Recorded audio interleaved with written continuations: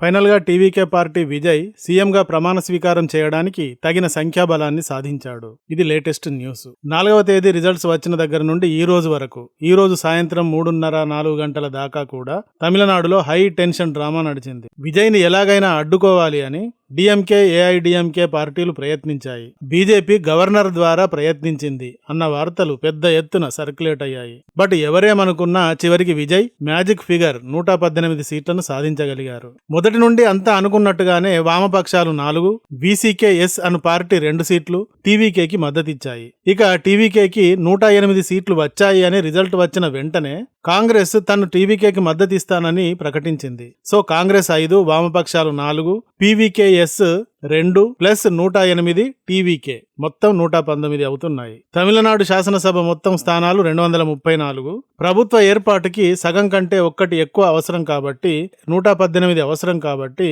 ఆ 118 ఇప్పుడు సాధించినట్టయింది. కానీ విజయ్ 108 సీట్ల దగ్గరే ఆగిపోవడం వల్ల ఈ 3 రోజులు విపరీతమైన టెన్షన్ వాతావరణం ఏర్పడింది. అయితే ఈ రోజు మధ్యాహ్నం దీనికి తెరబడింది. మ్యాజిక్ ఫిగర్ కంటే ఒక్క సీటు ఎక్కువగానే ఇప్పుడు తమకు ఉన్నాయి అని టీవీకే ప్రకటించింది. ప్రభుత్వ ఏర్పాటుకు ఇక అనుమతించమని గవర్నర్ ని కలిసేందుకు 3వసారి ఆయన వద్దకు వెళ్లేందుకు విజయ్ రెడీ అవుతున్నారు. ఈ విధంగానే చివరికి జరుగుతుంది అని అందరికీ తెలిసిన విషయమే. అయినా ఈ మధ్యలోనే అనేక రకాల వార్తలు ట్రెండ్ అయ్యాయి. పార్టీల మధ్య సమీకరణల మార్పులు జరుగుతాయి అన్న వార్తలు కూడా వచ్చాయి. టీవీకేని ఎలాగైనా ప్రభుత్వం చేయకుండా అడ్డుపడుతున్నారు. ఆఖరికి బీజేపీ, అమిత్ షాలు నాటకం ఆడుతున్నారు. దీని గురించి గవర్నర్ చేత అమిత్ షా నాటకం ఆడిస్తున్నాడు అంటూ ఎవరికి తోచిన విధంగా వారు చెప్పుకొచ్చారు. అసలు ఈ ఇష్యూలో గవర్నర్ పాత్ర ఏమిటి? ఆయన కావాలని విజయ్ని అడ్డుకున్నారా? అడ్డుకున్న ఉద్దేశం ఏమిటి అనే విషయాలైతే చాలా ఆసక్తికరంగానే ఉన్నాయి. తమది సింగిల్ లార్జెస్ట్ పార్టీ కాబట్టి తమను ప్రభుత్వం చేయడానికి అనుమతించమని విజయ్ మొదటిసారిగా గవర్నర్ ని కలిశారు. 40 నిమిషాలు ఆయనతో చర్చించారు. తమకు 108 సీట్లు ఉన్నాయి అని, కాంగ్రెస్ 5 సీట్లతో మద్దతిస్తోంది అని చెప్పారు. కానీ అప్పటికీ కూడా మొత్తం 113 మాత్రమే అవుతున్నాయి కాబట్టి పూర్తి బలం 118 అయినప్పుడే రండి అని గవర్నర్ గారు విజయ్ ని వెనక్కి పంపించారు. విజయ్ మళ్ళీ 2వసారి కూడా గవర్నర్ రాజేంద్ర విశ్వనాథ్ గారిని కలిశారు.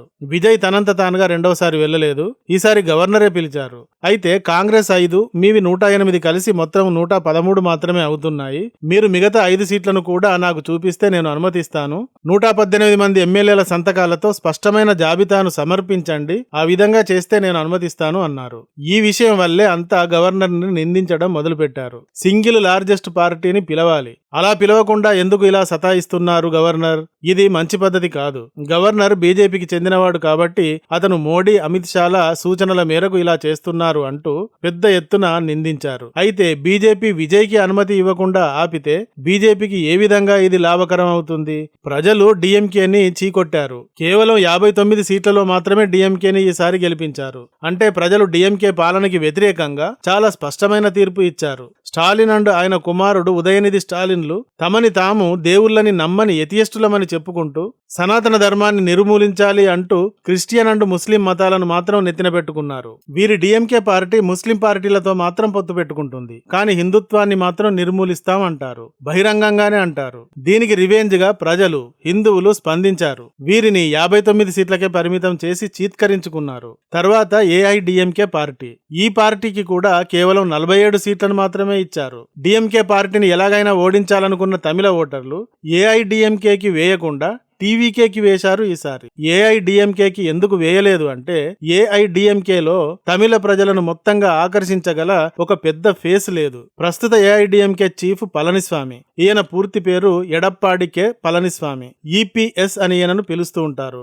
ఈయన ఏఐడిఎంకే చీఫ్ అనే మాట నిజమే గాని ఈయనకు జయలలిత, ఎంజీఆర్లకు ఉన్నటువంటి క్రేజ్ లేదు. పైగా జయలలిత గారి మరణం తర్వాత ఏఐడిఎంకే చీలికలు పేలికలైంది. నాయకత్వం విషయంలో పోరు నడిచింది. జయలలిత గారి స్వంత మనిషి శశికళ అండ్ పన్నీర్ సెల్వం, ఈయనని ఓపీఎస్ అని అంటారు.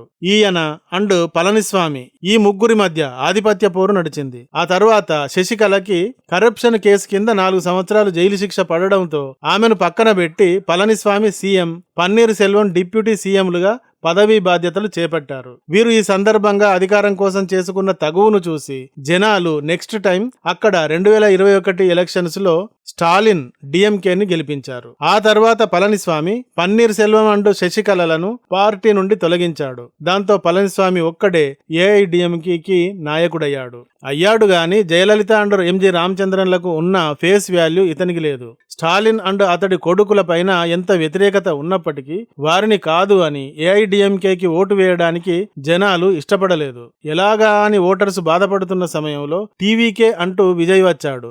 విజయ్ తనని తాను ఎథియస్ట్ ని కాను అని చూపించుకున్నాడు. క్రిస్టియన్ గుళ్లకు హిందూ గుళ్లకు కూడా తిరిగి దర్శించుకున్నాడు. ఎవరికీ ప్రత్యేకమైన వాడిని కాదు, అందరికీ సమానమైన వాడిని అని ప్రకటించాడు. ఇంకేం కావాలి, వారికి కావలసిన ఫేస్ దొరికింది. పైగా ఫేమస్ సినీ స్టార్. అతనికి ఓటు వేశారు అంటే తమిళ ప్రజలు డిఎంకే అండ్ ఏఐడిఎంకే రెండింటినీ తిరస్కరించారనే అర్థం. ఇలాంటి సందర్భంలో ప్రజలు ఎంచుకున్న విజయ్ కి అవకాశం ఎందుకు ఇవ్వకూడదు అన్నది పెద్ద చర్చ. గవర్నర్ బీజేపీకి చెందినవారు కాబట్టి అంటూ ఇక బీజేపీని చాకిరేవి పెడుతున్నారు. సందు దొరికితే బీజేపీని తిట్టడానికి కొన్ని గ్రూపులు రెడీగా ఉంటాయి. ప్రతి సందులోనూ ఓ మెలికను చూపించి ఇది మోడీ తప్పు, ఇది అమిత్ షా తప్పు, ఇది బీజేపీ తప్పు, ప్రజాస్వామ్యాన్ని మంటగలుపుతున్నారు అంటూ విమర్శిస్తూ ఉంటారు. మరి ఇలాంటి సందర్భంలోనే అంతా విమర్శించడానికి అవకాశం ఇస్తూ గవర్నర్ గారు ఎందుకు విజయ్కి వెంటనే అవకాశం ఇవ్వలేదు అంటే లిటరల్లీ మెజారిటీ బలం లేకపోయినా ప్రభుత్వం చేయడానికి పిలవవచ్చు. అయితే గవర్నర్ సమక్షంలో కాకుండా అసెంబ్లీ ఫ్లోర్ టెస్టులో బల నిరూపణ చేసుకోవాల్సి ఉంటుంది. 108 సీట్లే ఉన్నప్పటికీ గవర్నర్ గారు సింగిల్ లార్జెస్ట్ పార్టీ కాబట్టి టీవీకే పార్టీని పిలవచ్చు, కానీ ఆయన పిలవలేదు. 2018లో కర్ణాటకలో, 2019లో మహారాష్ట్రలో పార్టీలకు మెజారిటీ లేకపోయినా సింగిల్ లార్జెస్ట్ పార్టీలు అన్న కారణంగా ప్రభుత్వం చేయడానికి పిలిచారు. గతంలో వాజ్పేయి గారు, పివి నరసింహారావు గారు కూడా మైనారిటీ ప్రభుత్వాలను ఏర్పాటు చేశారు. అయితే ఒక్క పివి నరసింహారావు గారి ప్రభుత్వం మాత్రమే 5 ఏళ్లు కొనసాగింది గాని మిగతా ప్రభుత్వాలు మెజారిటీ లేని కారణంగా ప్రభుత్వం ఏర్పాటు చేసిన 2-3 కొద్ది రోజుల్లోనే కూలిపోయాయి. 1988లో కర్ణాటకలో జనతాదళ్ ప్రభుత్వం ఏర్పడింది. కొద్ది రోజులకు కొందరు ఎమ్మెల్యేలు ఆ ప్రభుత్వానికి మద్దతును ఉపసంహరించుకున్నారు. అప్పుడు గవర్నర్ ఫ్లోర్ టెస్ట్ ను చేయకుండా కేంద్రానికి రిపోర్టు పంపించారు. దాంతో అప్పటి కేంద్ర ప్రభుత్వం గవర్నమెంట్ ను రద్దు చేసి రాష్ట్రపతి పాలన విధించింది. దాంతో ఎస్ఆర్ బొమ్మై ప్రభుత్వం కూలిపోయింది. కానీ బొమ్మై తర్వాత తనకు అసెంబ్లీలో మెజారిటీ నిరూపించుకునే అవకాశం ఇవ్వలేదు అంటూ సుప్రీంకోర్టుకు వెళ్లారు. 1994లో సుప్రీంకోర్టు చారిత్రాత్మకమైన తీర్పు ఇచ్చింది. అదేమిటి అంటే మెజారిటీ ఉందో లేదో నిర్ణయించే అధికారం గవర్నర్ది కాదు, అసెంబ్లీ ఫ్లోర్ టెస్ట్ ద్వారానే నిరూపించాలి. కేవలం లెటర్స్ ఆధారంగా కూల్చకూడదు. ఆర్టికల్ 356ను దుర్వినియోగం చేయకూడదు. ఫ్లోర్ టెస్ట్ తప్పనిసరి అంటూ ఇచ్చింది. సో గవర్నర్ దీనినే ఫాలో అయ్యారు. ఫ్లోర్ టెస్ట్ కి ముందే బలం కనబడడం లేదు. 108 టీవీకే, 5 కాంగ్రెస్, మొత్తం 113 మాత్రమే కనబడుతున్నాయి. ఇలాంటప్పుడు ప్రభుత్వం చేయడానికి పిలవడం, ప్రభుత్వం ఏర్పడ్డాక అసెంబ్లీలోనే ఎమ్మెల్యేలని గుర్రాలలాగా సంతలో బేరం ఆడినట్టుగా బేరం ఆడటం, కుదరకపోతే కూలిపోవడం, మళ్లీ మొదటికి రావడం, ఇదంతా ఎందుకు అని ఆయన అంగీకరించలేదు. విజయ్కి కావలసినవి మరొక 5 సీట్లు మాత్రమే. 5 సీట్లు ఎవరో ఒకరు ఖచ్చితంగా ఇస్తారు కాబట్టి ముందుగానే ఏర్పాటు చేసుకుని వస్తే తర్వాత దీని గురించి తలనొప్పి ఉండదు కదా అని గవర్నర్ గారు అలా చేశారు. చూడండి, 108 సీట్లు ఉన్నాయి. ఆయనకు మరొక 10 సీట్లు అయితే సరిపోతాయి.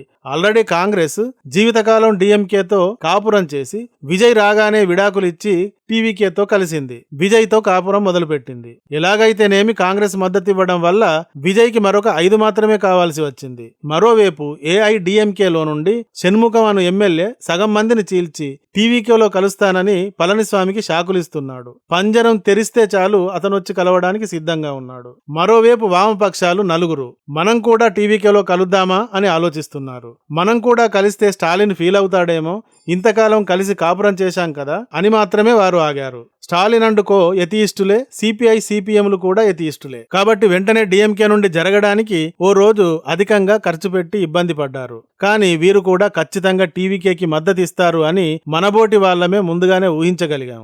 ఎందుకు అంటే విజయ్కి కావాల్సింది కేవలం కాంగ్రెస్ మద్దతిచ్చిన 5 సీట్లు పోగా మరొక 5 మాత్రమే కావాలి కదా. ఎవరో ఒకరు ఈ విధంగా వస్తారు, వారు మద్దతు ఇస్తారు అని తెలిసిందే. అందరికీ తెలిసిన ఈ సత్యం గవర్నర్ గారికి తెలియదా? తెలియకుండా ఎలా ఉంటుంది? ఎలాగూ ఎవరో ఒకరు మద్దతు ఇస్తారు, అదేదో ఫ్లోర్ టెస్ట్ కి ముందే ఇచ్చేస్తే గొడవ ఉండదు కదా. 15 రోజుల సమయం ఇవ్వడం, ఈలోగా రాజకీయాలు పల్టీలు కొట్టడం ఎందుకు అని మాత్రమే అవకాశం ఇవ్వలేదు, ముందుగానే తయారు చేసుకోమని చెప్పారు. ఇంతేగాని తమిళనాడులో ఒక్క సీటు మాత్రమే సాధించిన బీజేపీ విజయ్ని ఆపి మాత్రం సాధించేది ఏముంటుంది? ఇది సంగతి. ఈలోగా డిఎంకే అండ్ ఏఐడిఎంకేలు కూడా మెర్జ్ అయ్యి సిపిఐ, సిపిఎం, ముస్లిం లీగులు అన్నింటినీ కలుపుకుని విజయ్ని ఎగరగొట్టే ప్రయత్నాలు కూడా జరిగాయి. కానీ ఏఐడిఎంకేకి 47, డిఎంకేకి 59, ఈ రెండింటిని కలిపిన 106 మాత్రమే అవుతున్నాయి. ఇది కూడా కుదిరే బేరం కాదు. కాబట్టి అందరూ కూడా ప్రయత్నం విరమించుకున్నారు. ఒకవేళ ఏఐడిఎంకే, డిఎంకేలు కలిస్తే అందులో చేరిపోదామని వామపక్షాలు వెయిట్ చేశారేమో ఓ రోజంతా. అందుకే ఒక రోజు ఆలస్యంగా టీవీకేలో చేరారేమో. ఇలా గుర్రాల వ్యాపారం అయితే పూర్తయింది. టీవీకే విజయ్ ప్రభుత్వం ద్రవిడేతర ప్రభుత్వంగా మొదటిసారి తమిళనాడులో ఏర్పడబోతోంది. ఏఐడిఎంకే, డిఎంకేలకు ఒక ప్రధాన పోటీగా టీవీకే తిరంగేట్రం ఈ విధంగా చేస్తోంది. ఇకపైన తమిళనాడులో 3 పెద్ద పార్టీలు ఉంటాయన్నమాట. ఇన్ని రోజులు 2 పార్టీలు మాత్రమే కొట్టుకునేవి. ఇకపైన ఈ విధంగా 3 పార్టీలకు మధ్య పోటీ ఉంటుంది. అందుకే 3వ పార్టీని కూడా తమిళనాడుకు రానియకుండా కొన్ని శక్తులు ప్రయత్నించిన మాట నిజమే, కానీ ప్రజా తీర్పు ముందు అందరూ తలవంచారు. ఈ వీడియో గాని నచ్చితే ఒక లైక్ ఇవ్వండి. అలాగే ఇంతవరకు మా ఛానల్ కి సబ్స్క్రైబ్ చేసుకున్నట్టయితే వెంటనే సబ్స్క్రైబ్ చేసుకోండి. ఇలాంటి వీడియోల నోటిఫికేషన్స్ కొరకు బెల్ ఐకాన్ని కూడా క్లిక్ చేయండి. Thank you for watching. జై హింద్, జై భారత్.